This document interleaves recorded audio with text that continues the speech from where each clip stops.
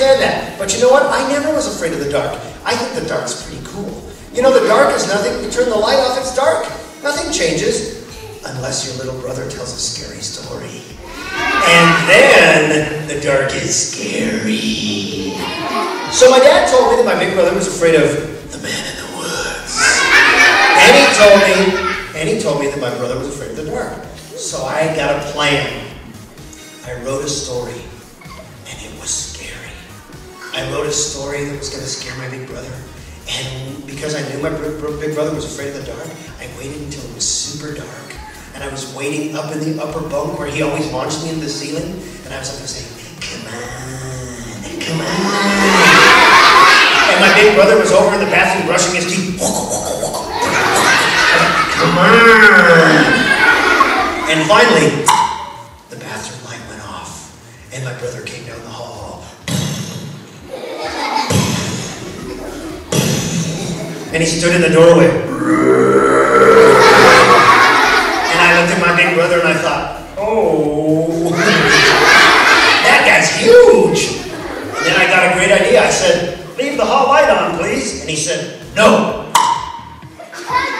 And then I said, yes. Because when he turned the hall light off, all that darkness swept into our bedroom.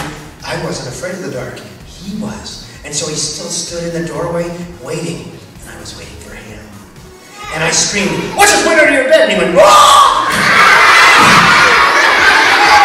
And when I screamed, what just went under your bed? He jumped from the hall into the bunk bed. Well, that's not smart. I said something went under your bed and he jumps into the bed. So then when he was in his bed, I did this. I said, well, hello. And he said, get out of my face. And I said, I'm not in your face. And I looked at him and I said, you want to hear a story? And he said, I don't like your dumb stories. And I said, it's not dumb, it's scary. And my big brother said, you can't scare me. And I said, you just jumped from the hall into the bed. I know I can scare you. Well, because we're very young in this assembly, I'm not going to tell you the story that I told him.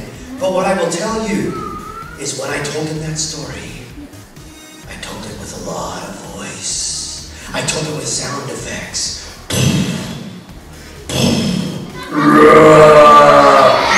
And when I was done with that story, my big brother grabbed his pillow and his blankie, and he tiptoed out of our bedroom to go sleep with Mommy and Daddy.